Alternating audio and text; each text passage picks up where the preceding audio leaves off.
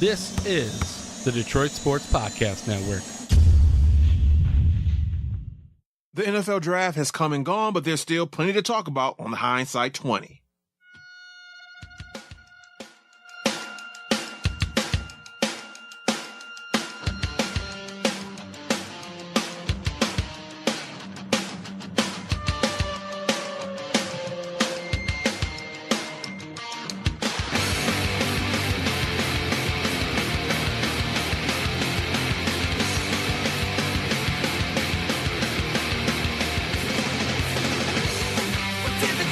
It's the Hindsight 20 podcast. I am your host, Jerry Mallory. I want to thank each and every one of you for listening. As always, proud member of the Detroit Sports Podcast Network. It's not just me, it's Tigers Talk, it's Fantasy Geek, it's Doc and Jock, it's Count That Baby in the File, Pistons Podcast.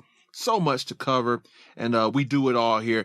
You know, guys, we're fortunate because here in Detroit, the greater Detroit area, Metro Detroit, however you want to word it, sports, we've got great sports coverage from the pros to the college. It's all there. And so, it's not that in every place. I think we may take it for granted. There are some places where there are sections of rabid fans, but we have support all around. Pros, college, all four major sports. It's all here. So, what we do here at DSP, Detroit Sports Podcast, is, we make sure all facets are covered. So whatever you like, from college to pros, all four major sports, we all have it covered for you. So check us out. Subscribe on iTunes. Subscribe on Podbay if you have Android. It's all there. Let's set the table for today's show. I want to talk about the offensive tackles. So that's what we're going to do. We're going to look at some of the incumbents, the guys that were there last year, the years before, some of the new guys. I want to talk about Joe Dahl a little bit, Taylor Decker, comparing him to Jack Conklin. Later on, we have Chris Gandy joining us. He's giving us his rap about the NFL draft. He went down to Chicago, his experience. And then we'll close it out. Kind of a what now, because with the draft being over and, the big wave of free agency being over, what now for this team? What are some of the needs? What are some of the guys we may bring in? Take a look at some of the undrafted free agents.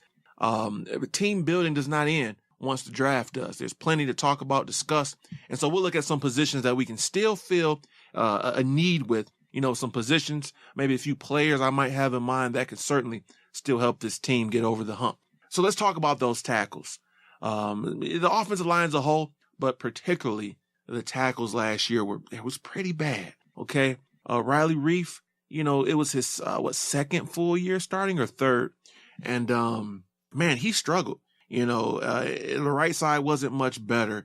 Adrian Waddle, not even on the team anymore. Cornelius Lucas was so bad. Michael Ola came in and he helped out quite a bit, but man, this team and its tackle situation, certainly in my estimation, I was at every game, watched all of the games on the road. It was the weakest point of the team. The linebacking unit sucked as well, but those tackles were pretty bad. And center was not that far behind. Thank you, Graham Glasgow. Hope you have a great off season. Hope minicamp goes well. Hope you stay healthy.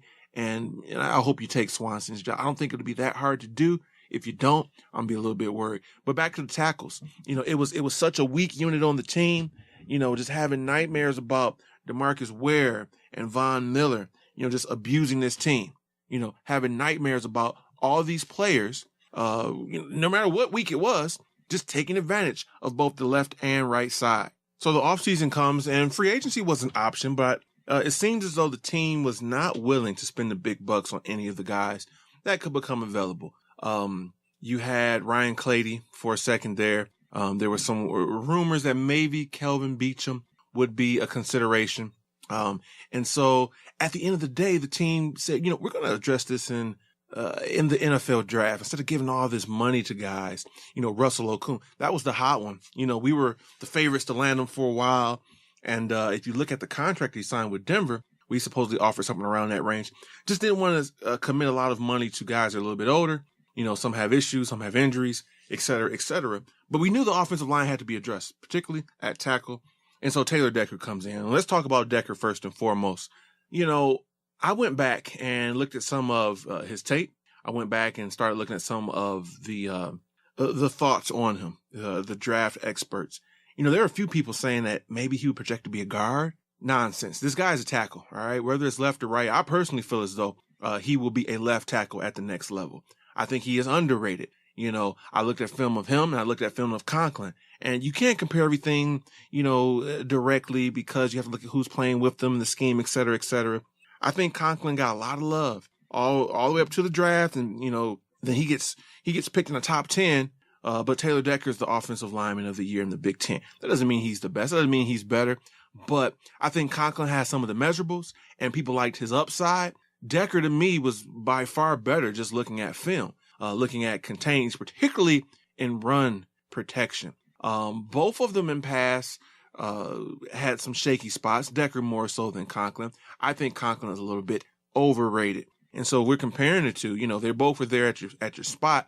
I would have been comfortable with either one. But, when you look at Conklin, who gets traded up for, and then Decker that falls, I don't think it was a really wise move for Tennessee. Because, if you're sitting there and you keep your assets and you get Decker, I'd rather have assets and Taylor Decker than Jack Conklin. I think Conklin just, some of the hype got out of hand. And for whatever reason, Decker, we know the short arm. We've heard this so many times. And measurables do play a role. They are important, but they aren't the end-all, be-all. I love the work that he did in the offseason with LaCharles Bentley, him and his teammate Chase Ferris. And I think it's going to pan out.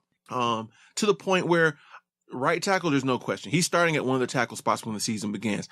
I'll put it out there right now, and we'll have to wait and see. I think he has a good chance of being our starting left tackle game one of the season. I think he's that good. I think he's automatically the best lineman on our team. You can argue him or Larry Warford, but Warford's always hurt. And so I feel a lot more comfortable with this team with him here. Added to the fact that now Michael Ola can swing. He can be that substitution guy. He can be that guy in a pinch. If someone gets hurt, he comes in. Reef and Decker, I feel a lot more comfortable than Reef and Lucas and Reef and Wild. I mean, those things, man, it was bad. And you just, how much longer were we to expect Matt Stafford to hold up, to not get hurt, to remain upright? It was ridiculous. And it doesn't just stop there because you look at, like I said, Chase Ferris has a chance to make the team. Now, Joe Dawes the interesting one because he's projecting to be a guard at the next level. I went and chatted briefly with my buddy Alex Reno of Pride Detroit. I do some videos over there. He's a draft guru. He does some work with the Free Press, and he does some excellent work on Pride Detroit. So I asked him, I said, Joe Dawes, this is our 5th round pick. If you look at the measurables and statistics and those metrics, he's one of the best pass blocking tackles at college. So why the next level is he projected to be a guard? Well, the reason is the measurables. He's only 6'4", doesn't have, the long arms. He's, he isn't as big as you would like.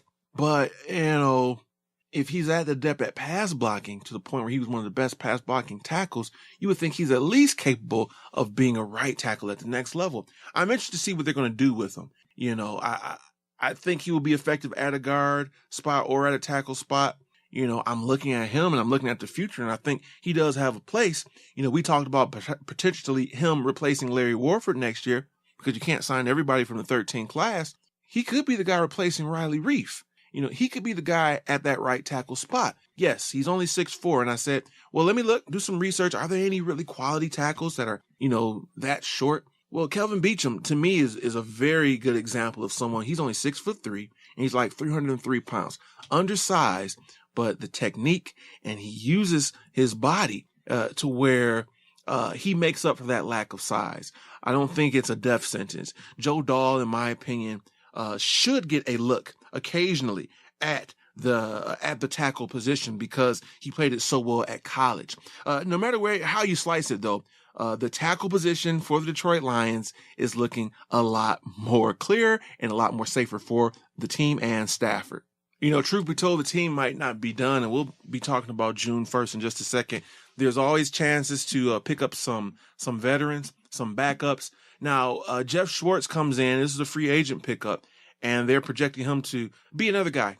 To me, him and Joe Dahl are both versatile. They can back up the guard spot, or if need be, they can play the tackle spot. And so if you're looking at your lineman rotation, I think your starting lineup will be your 2 starting tackles will be Reef and Decker. A Glasgow, you got to hope he takes that spot, guys. You don't want Swanson at center. Just trust me. So Swanson at center, and your 2 guards starting is Tomlinson and Warford. Backing them up, the depth is there this year. when you got Jeff Schwartz and, I'm expecting big things from Joe Dahl, hopefully, and you've got Michael Ola and Swanson, as a backup, not the worst thing in the world. They'll probably roll with 10 offensive linemen. And so then you've got Cornelius Lucas, you've got Chase Ferris. There's a few. Corey Robinson, I think he's kind of out of the mix. But I just want to talk about the offensive line, particularly the tackles, to start this show off, because it was so bad last year. And we were watching guys like Ryan Clady and Russell Okun and Kelvin Beachum, all these guys, even Donald Penn, go elsewhere. And you're sitting here like, man, we're doomed to repeat the failures of last year if we don't improve. We went in this draft and we took care of business. And guys like Taylor Decker, who I think isn't getting the love he deserves, and Joe Dahl, who I think should have been, drafted earlier. The more I read about him, this guy could have been a 3rd or 4th round pick. I'm feeling a lot more comfortable at that unit. Let's talk about the draft one more time, because Chris Gandy, I had a chance to sit down and talk with him. He broke down his experience in Chicago, some of his favorite picks, and a few guys to look out for undrafted free agents. So let's take a listen to Mr. Chris Gandy as he breaks it down. All right, guys, as promised, we have the one and only Chris Gandy joining us, those Detroit guys. Me and Gandy go back a couple of years now. He is a Lions aficionado. He's got his own deal. He's on Twitter. He's got his podcast going on. What's happening, Gandy? Man, Mother's Day, so it's Good Sunday. But, week off from the madness that went down in Chicago. As you shouted me out a few times last week, I was coming back and checked out a cold Cubs game, now back in Kalamazoo. Spent some time with the mother, but decided to talk some Lions, man. I'm glad to catch up on this draft and how things shook out. That's cool. You didn't get a chance to see Arrieta pitch, did you? I mean, this dude is pitching ridiculously, insanely good right now. No, I didn't. It was a cold day, man. Only thing I remember from that game was the beer and the hot chocolate, man. It was so cold. But no, I know Lester was on the mound for the Cubs, and they played the Braves. Some young, short, 5'10" black guy throwing 95 miles an hour. He was impressive. He's probably Cuban or Haitian. Yeah. But great seats, man. Row 4, first baseline, and lots of foul balls coming my way. So I was ducking and dodging quite a bit, but good time nonetheless. That's cool. I got Wrigley Field on my list as well, places I need to go and see. So that's cool. Now, before we get knee deep into the Lions, I think this is your 2nd year going to Chicago. Just kind of give us the scoop with going down to the draft, your interaction, meeting fellow Lions fans. I don't know if you had any run-ins with players or whatnot, but just kind of give us your interaction. You've been to Chicago for the draft the last 2 years, if I'm not mistaken. That's right. And mine is more the casual fan and walking through the city, right? I'm not yet on that pedestal where my boy Jerry's at, sitting inside the radio studio hall and in the actual draft rooms. But I wish I got the chance to roam the city, and I advise, Lions fans, hopefully that we get it next year in Chicago, or if it comes to Detroit, to make that drive. It's well worth it. The city's great. I lived in Chicago for a year and a half. But the cool thing about it is Chicago is built for something like that because it's on the lake. And then they did, pretty much a good job. Day 3 was outdoors. You saw that on TV. It's up against the lake. If it was nice, it's great. But they got the helmets there. You can take pictures with the jerseys. The year before, they were giving out rookie cards to Jameis Winston and Marcus Mariota. This year, I couldn't find them, but I think the NFL does a good job, man. I did see Nick Saban walking down the street. Didn't see any Lions players, but saw a ton of Lions fans, right? So walking down the street, go Lions, talking about Calvin, talking about Stafford, talking about the, upcoming draft. So it was a good time. I advise fans to get out. It's a cheap way to enjoy the NFL experience. That's awesome. I think next year, you've been trying to get me the last 2 times to come. My schedule and different things I had going on has not allowed me.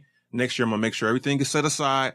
I can be right down there with you. Let's talk about the draft a little bit. The show so far, we've been looking at, the offensive line as a whole. We're looking at, things outside of the draft, but I brought you here, because it's good to hear a second voice, someone very knowledgeable about the team, to kind of give their thoughts, the retrospect now that the draft is over. So Chris, let's start off with this one. Plain and simple, give us your favorite pick and then follow that up with your least favorite pick of the Lions draft last week. I said this on our podcast this week, and I want to say it again because I thought it was in line with what Bob Quinn's saying. I thought the best position that we drafted this past week was depth. We drafted for depth, competition, and to shirt up. So I didn't love any of the picks and say, oh, that was a great pick, or, oh, I'm excited to go out and buy a jersey, but I knew that all the picks that we drafted were needed. We needed defensive end. We needed defensive tackle. We need offensive line, no doubt. But I still didn't think that. I thought the Lions went out and made a very safe draft. They went out and made the decisions that they want to get better at some positions. Right. They want to get more athletic at safety. They want to get more athletic at offensive line. One good article I read today from Kent Palady talking about how unathletic our offensive line was and how we've made a step in the right direction to improve that guard and tackle position. So I liked it. I think I'd have to say depth. That's cool. That's cool. I agree with you there, because like with the Lions years past, we have good guys up front. We have a player or two that's good, but as soon as they go down, it's like, man, the cupboard is bare. You lose DeAndre Levin, your whole linebacking core just in shambles. A few years ago, you lose Warford and there's nobody there. So yeah, the fact that, the next man up is almost just as good or has the potential to be just as good as some of these other guys, that's pretty cool. Now, as is the case, we're not draft experts. We don't have the access like the teams do, but we through watching film and combine and articles, we have our favorite players. We start naming guys like Graham Glasgow. That was one of my guys I liked. Scooby Wright. Yeah, you did. Scooby Wright, guy I really like, even though, I know the measurables weren't there, just watching the guy play. So we all have our favorite picks. So sometimes when our favorite pick, is brought there and goes to your team, you're happy. When I heard that we picked Graham Glasgow, I actually didn't see the pick live. I heard about it a little bit later. Man, I was elated because he was one of my guys. Gandy, give us a guy or two that you wanted us to draft. He was available at whatever pick, but we passed on him.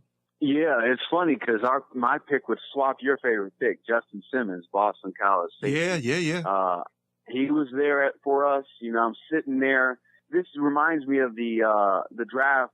I can't remember what year it was. The year I thought we were going to draft Prince Amukamara, and I think we drafted Nick Fairley. Yeah. It was that 2011, I want to say.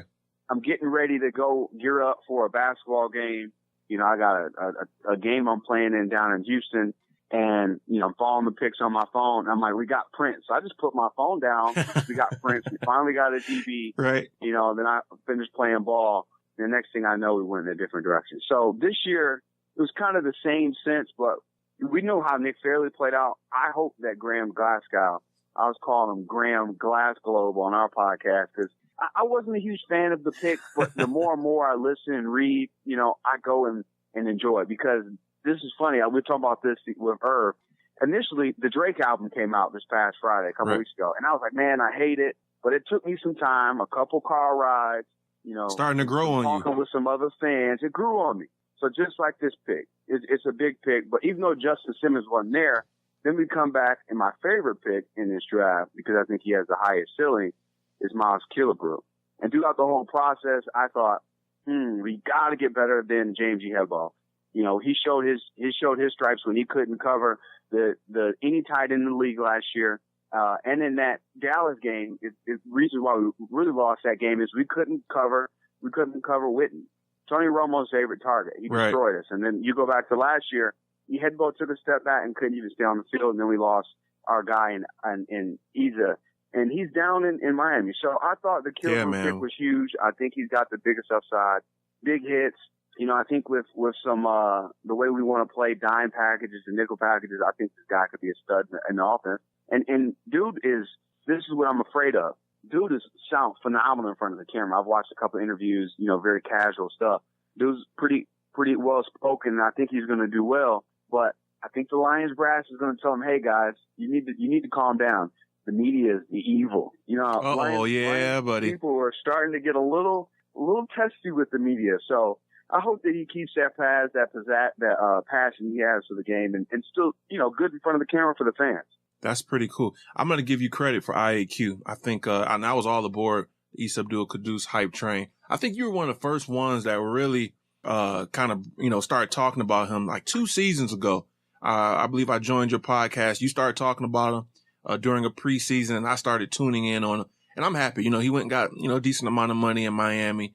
But there was certainly a hole there at the safety spot. Killebrew, one of the guys I like a lot.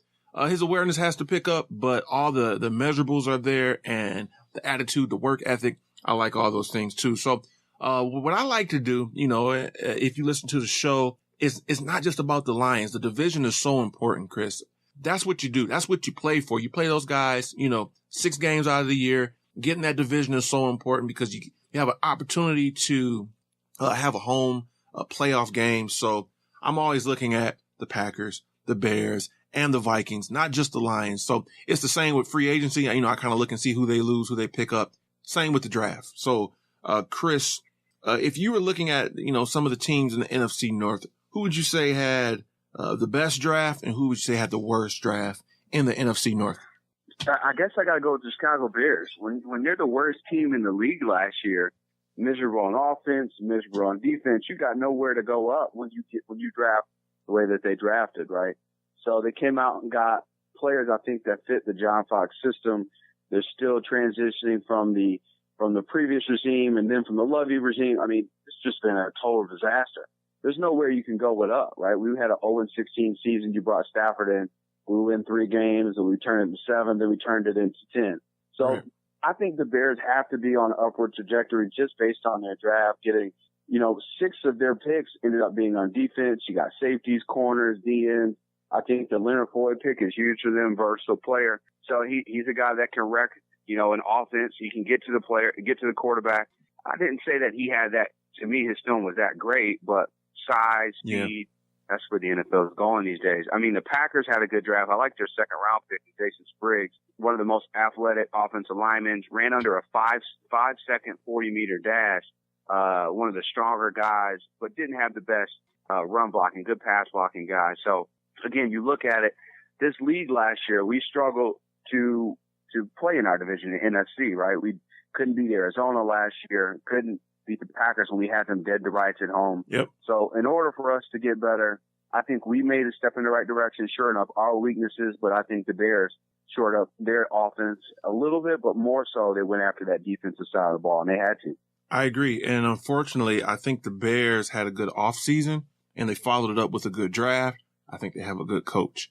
The saving grace is they still have Jay Cutler at quarterback. So there's still hope for them to take a nosedive or to stay ineffective. As long as you got Cutler there and Forte left as well. I do think they have a pretty good draft. I was not as impressed with the Packers draft myself.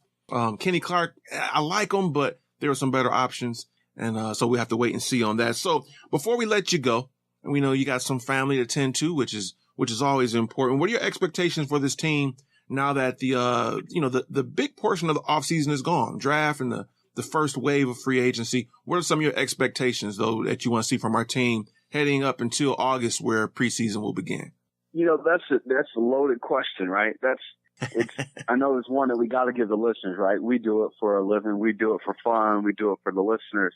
But it's still May 9th, May 8th. Mm-hmm. But at the same time, today, I'm looking at the schedule, easy as it is, the loss of Megatron, new regime, different draft class, different scenario. The big thing, though, I still love, and I voted for this early on, is keeping Caldwell. I know we talked about this in a few episodes. That's your cousin, man, ain't it? Gotta keep him in the house. I think that he's going to bring the continuity in. Jim Bob Cooter, it's a name that everybody likes to say in the media. But I think the Lions having that same coaching staff in there, rebounding from the disaster last year of that 1-7 start, and just getting back to playing smash football, right? Smashing the opponent in front of you. Defensive line's got to beat the offensive line. Offensive line's got to beat the defensive line. It's that easy. Yes, the Calvin Johnson thing is a big hit to the franchise. I think it's probably the biggest paparazzi news you've ever seen in Detroit since Barry Sanders. But I still think this team is in the right direction, headed in the right direction to win some football games next year. I'm not saying they're going to win 10 or 11 games like I did in 2015, 2016 season, but I think they're geared up. I think the over-under number still is around that 8.5 number, right? So you can win either 8-8 or you can win 9 games. I'm leaning towards 9 games right now because I'm the optimistic guy.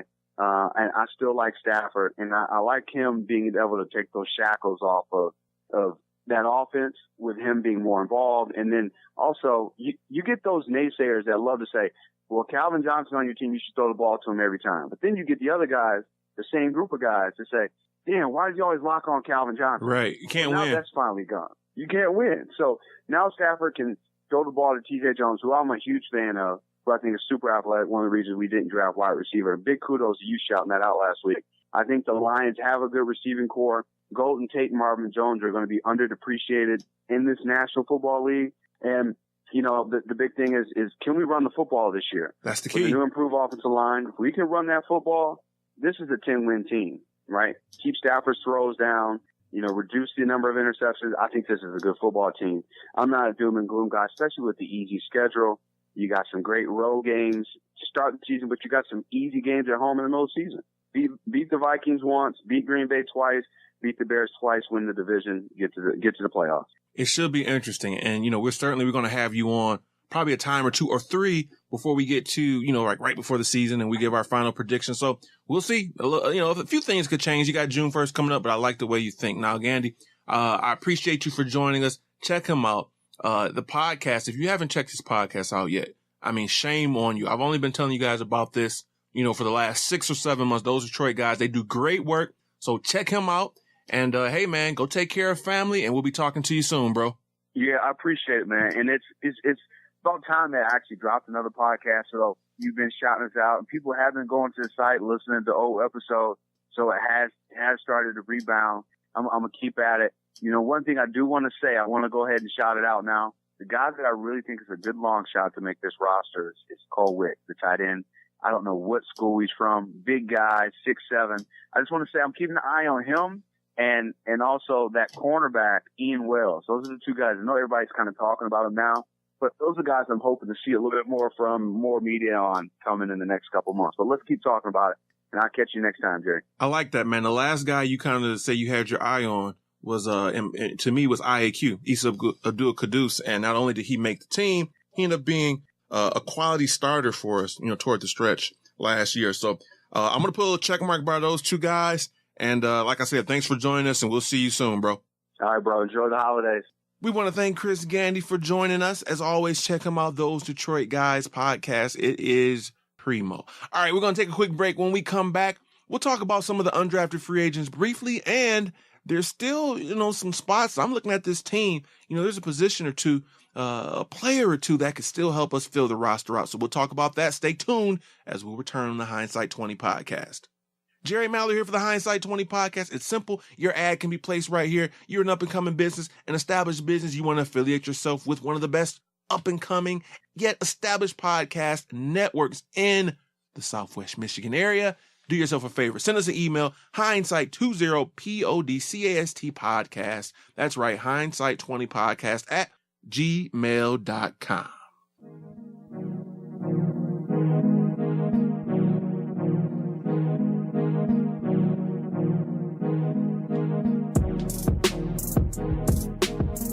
All right, we're back on the Hindsight 20. Thank you for sticking around and listening to us for a little bit more.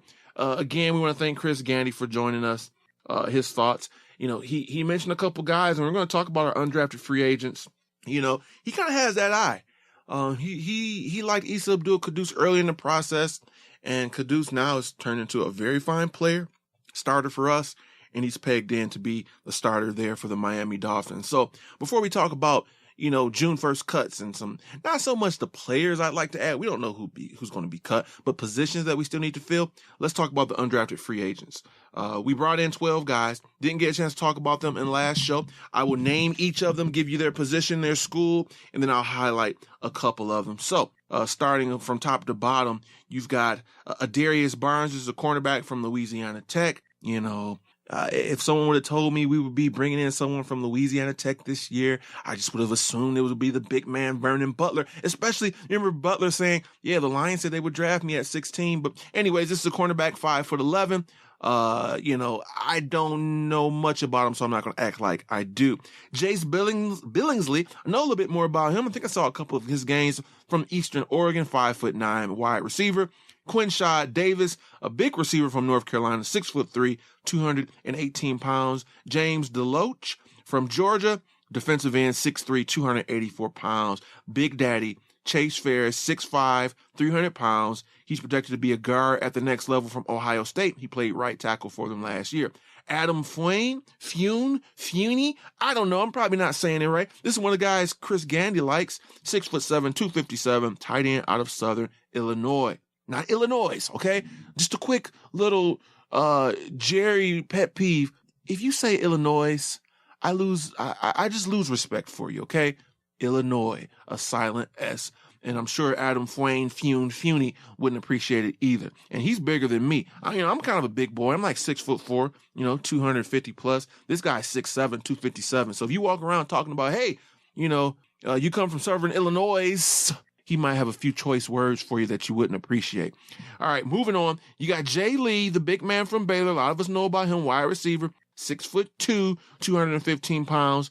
Out of Northwestern defensive end, Deontay Gibson, he's 6'3", 265 pounds. Charles Washington out of Fresno State, another DB. No, not a DB like a douchebag. This guy's a DB like a defensive back, 5'10", 190 pounds. Well, I don't know him personally. He may be a bit of a jerk, but I think they've got DB down here, meaning defensive back. Ian Wells, he's been getting a lot of love out of Ohio, 5'11", 202 pounds, is a cornerback. Cole Wick, another big guy, 6'7". This is actually the guy that Chris Gandy was talking about. Not this big Fune guy. Cole Wick is the one out of Incarnate Word. Yeah, okay. 6'7", 255. And then Andrew Ziller, guard, 6'5", 316. So as I'm looking at this, which of these guys has a shot? Not to make the 53-man roster. That doesn't happen, all the time, all that often. It does sometimes, though. Remember, like Adrian Waddle and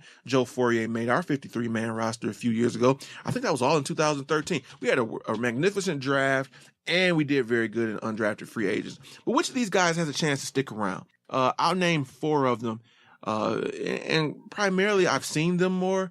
Some of these guys I don't know much about. We'll get a chance to look at them when training camp comes and in the preseason. But Jace Billingsley, I think, has an opportunity. Chase Ferris, Big Daddy. Jay Lee, the receiver from Baylor.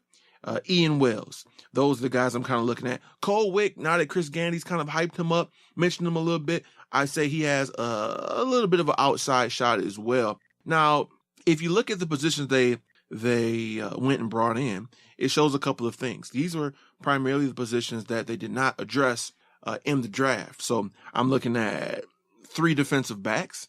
I'm looking at 3 wide receivers, a couple of guys on the edge, and a few blocking tight ends. These are all of the needs that we have that we didn't address in the draft, and not a ton in free agency, and that kind of rolls into our next segment. But let's talk about Jay Lee for a second. He fits that mold of the big receiver. Other than Marvin Jones, we don't really have one on the team. The guys that are, slated to make the team, Jeremy Curley, I think, is pretty much close to a lock. TJ Jones is a lock. Obviously, Golden Tate, a lock. All those guys are small. They're diminutive. They have a certain role. Then you've got Marvin Jones, who's 6'2". We need more size. And whether that's a guy we bring in or a guy like Jay Lee, and this is where, although I like Jace Billingsley, he's kind of like similar in skill set and size to guys we already have on the roster, the smaller receivers. Jay Lee has the size at 6'2", 215, showing the ability to have a knack at getting touchdowns in the end zone. And this was a position we didn't really address, a size in terms of someone backing up Marvin Jones. You have to have a mixture. You need speed guys, you need size, you need guys that work in the slot. And, we're a small receiving core, especially when you eliminate Marvin Jones. So I really like Jay Lee's opportunity. If they carry 5 receivers, the 4, like I said, Golden Tate, Marvin Jones, Jeremy Curley, TJ Jones, they should all make it. That 5th guy, I'm expecting him to be a bigger guy, 6'2", 6'3 plus with some size because we need it. And then defensive back, Ian Wells has been getting some love. I just think it would be 53-man roster, dream on, if you will, because we have a young core, okay? You've got Nevin Lawson. You've got Alex Carter, who's essentially a rookie this year, was injured all of last year. You've got, Quandre Diggs, obviously Darius Slay.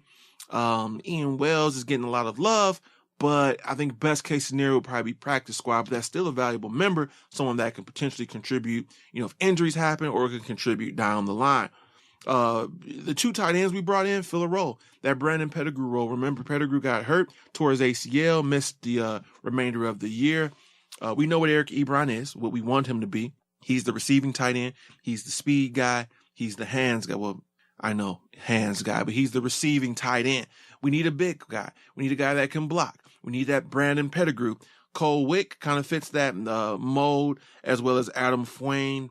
Cole Wick's been getting a little bit more run. I got to look into him a little bit more, but supposedly this big man is adept at run blocking, or rather pass protection. So we'll see how that goes. And those are the main positions. You know, you see a couple guys defensive end.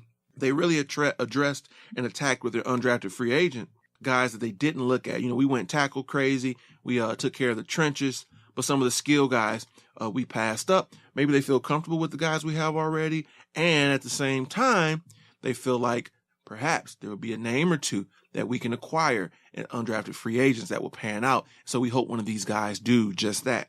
All right, before we get out of here, like I said, June 1st cuts. It'll be here before you know it, in about 3 weeks. And this gives the team an opportunity to really fill that roster out, because, you know, you're not going to get every player you want, every position, every need. And you don't want to overpay. And I really applaud Bob Quinn for that. You know, hey, we need a tackle, but we're not going to overspend for one. We may need, you know, an edge rusher, but we're not going to overspend for one. Well, when June 1st rolls around, some of those veterans get released, and we have an opportunity to scoop in. So what are some of the positions, in my estimation, that as we filled this roster out, and we've done good. I really feel comfortable with the tackles. We talked about them earlier. You know, the interior, that defensive tackle position. I mean, we really just loaded up, re-signing guys, signing guys, drafting guys. Running back, I feel a lot more comfortable now with Stephen Ridley in the 4. And so there's still positions that we need to address, I would assume. Now, one of them is edge rusher, a speed rusher on the end, defensive end. Wallace Gilberry, not really that. Anthony Zettel, not really that. Devin Taylor, you know, not quite. Ziggy Ansah's the man. We need that guy. That's why I was thinking like maybe Noah Spence, Kevin Dodd, but the cards did not fall that way. You know, they're hard to get. You know, the talented ones, the ones you can trust for more than just third down, but that would be a position I would look at. You know, if an edge or speed guy becomes available June 1st, you would look at it. And that's probably one of my top priorities. The next one is veteran cornerback. I'll even give you a name. Leon Hall. I talked about him at the beginning of free agency. Looks like he's close to signing somewhere. The Dolphins have interest in him. There's been some talk that a few other teams may be interested in his services. And so he's the type of guy I would feel comfortable, you know, bringing in. I believe the Falcons have also expressed some interest as well. He's been injured time and time again. I just would feel comfortable with, you know, him in that Rashean Mathis role. And Rashean Mathis had the role to where he was kind of forced into starting because of injuries and ineffective play. You know, you throw Lawson out there as your corner after Darius Slay, but if something happens, maybe he falters, you know, who's the next man up? You know, after Nevin Lawson, you've got Quandre Diggs, better in the slot. Alex Carter never played it down in the NFL. We need to bring in a veteran cornerback, and that's one of the priority needs. That may even be bigger than that edge rusher, but both of those are really big targets on defense. And staying on defense, a veteran in terms of the outside linebacking core, we didn't address that. We have Antoine Williams, but again, this is a rookie. If he makes the team, how much should we expect from him in year one? Now, we looked at Bruce Carter, and he signed elsewhere. And so I think the team realized that is a need. Tahir Whitehead is playing in the middle. DeAndre Levy's on one end. After that, it's Kyle Van Noy and Brandon Copeland, guys that we just don't trust in because they haven't proved themselves. So I'm expecting that to be a position that we'll target. A veteran wide receiver, I think we'll bring one in. Whether he makes the team ultimately, you know, again, Jay Lee has a great shot at making the team, in my opinion, being that fifth receiver. Or you bring in a big vet that you trust and he makes the team. Jay Lee goes to the practice squad. Either way, I expect a big guy, 6'2", 6'3 plus. We need more size in the receiving core. And last but not least, kick and punt return. TJ Jones looked like a pretty good punt returner last year. Amir Abdullah was a good kick returner. Don't really want Amir Abdullah returning kicks all that much. I just, you know, for injury's sake, if this is one of our feature backs, I'd be more comfortable if we had someone else. Bob Quinn and company has spent so much time this offseason addressing the finer things of special teams. You know, you draft a long snapper. You bring in, you know, all these gunners and guys that are supposedly, like Batamosi and, guys that are, supposedly going to shore up the finer things of your special teams, not just your kicker and your punter, but guys that are good in coverage, guys that are good in blocking. I think we still have a need there in terms of kick and punt return. I forgot to mention we did sign Andre Caldwell, another smaller receiver. I don't think he makes the cut, but that goes without saying. Kick and punt return is still a need. And having that guy that's special, you got so many guys specialized and they focus on special teams so much because outside of our kicker and punter, we've really struggled in coverage. We've struggled at, fielding returns, blocking returns, you name it. I think that's a need as well. So when June 1st rolls around, just a few weeks, names will be dropping. There's been times where some big names have fallen, so we'll have to wait and see. In any event, the team is shaping up, it's rounding out. Rookie minicamp just went on. You pray and you hope and, whatever you do in terms of your wishful thinking, you just want everyone to be healthy because we saw what happened to Alex Carter last year. Rookie minicamp and his whole season was down the drain. Don't want to end on a negative note like that. Let's say everyone will be healthy and will be happy. And so you got the rookie minicamp. You got June 1st. There's still plenty to talk about and discuss on the Hindsight 20 podcast. So just because the draft is over doesn't mean you leave. Stay right here. We have plenty to discuss. I want to thank each and every one of you for listening. I'll be back next Monday as always. Thank you. And until next time, this has been Jerry Mallory for the Hindsight 20 podcast.